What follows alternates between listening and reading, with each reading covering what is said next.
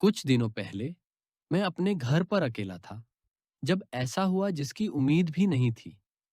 I remember myself holding my wallet and trying to count the money, लेकिन रकम पूरी नहीं थी। 50,000 रुपए गैप थे। मेरा दिल रुक सा गया और मेरा रंग उड़ गया। मैं 20 साल का हूँ और रोज अपनी 19 साल की स्टूडेंट नोरमा को पढ़ाता हूँ। रोज क्लास के बाद वो हमेशा घर चली जाती और मैं अपना दिन शुरू करता। उस दिन भी सब ठीक था। हमारी दोस्ती पुरानी थी और बहुत अच्छी। मैं कभी सोच भी नहीं सकता था कि वो मेरी जिंदगी के सबसे बड़ी शाख की वजह बन जाएगी। कल की क्लास के बाद नोरमा वहां से चली गई। मैंने दरवाजा बैंड किया और सो गया। फिर जब उठकर मैंने अपना पर्स चेक किया, पैसे तो निकाल चुके थे। ऐसा लगा जैसे किसी ने चुपके से मेरा भरोसा तोड़ा हो। सिर्फ नोरमा ही कल यहाँ थी, कौन और हो सकता था। जब मुझे पैसे गायब मिले, मेरा पहला ख्याल नोरमा पर गया। क्या ये मुमकिन है कि वो मेरी दोस्ती का भरोसा तोड़ा? शक का दरिया मेरे जहन को लपेट रहा था। मैं सुबह ही नोरमा को टेक्स्ट करके पूछ भी गया, पर उसने कोई वजह जवाब नहीं दिया। हर पल मेरी नजर उसकी तरफ थी और दिल बेचैन था। सब जगह ढूंढने पर भी नहीं मिला कोई प्रूफ। वक्त गुजारता गया लेकिन यकीन नहीं आया कि यह सब कुछ सच है। किसी ने मेरी मेहनत और सच्चे दोस्ती के साथ ऐसा खेल किया है।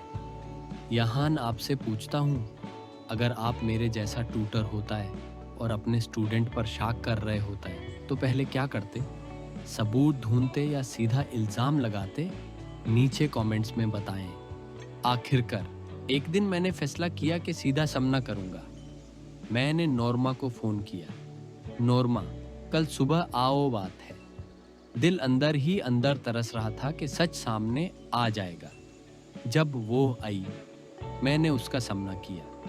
मैंने पूछा, नोरमा, कल तुम यहाँ थी ना? मेरे 50,000 रुपए गायब हैं। मुझे सच बताओ, क्या तुमने कुछ देखा? उसकी आंखों में पहले हैरानी फिर गम नजर आया। नोरमा, सर, मैंने ऐसा कुछ नहीं देखा। मैं तो बस क्लास के बाद सीधा घर आ गई थी। मुझे कुछ मालूम नहीं। मेरा दिल बहुत धड़क रहा था, मगर नोरमा के लफ्जों से मेरा गुस्सा धीरे धीरे पिघल गया। मैंने अपने आप से प्रॉमिस किया, अगर प्रूफ नहीं मिला तो इल्जाम नहीं लगाऊंगा। फिर कुछ दिन बाद मुझे असली वजह का पता चला। पैसे ना नोरमा ने लिए थे, ना ही मैंने भूल गया था।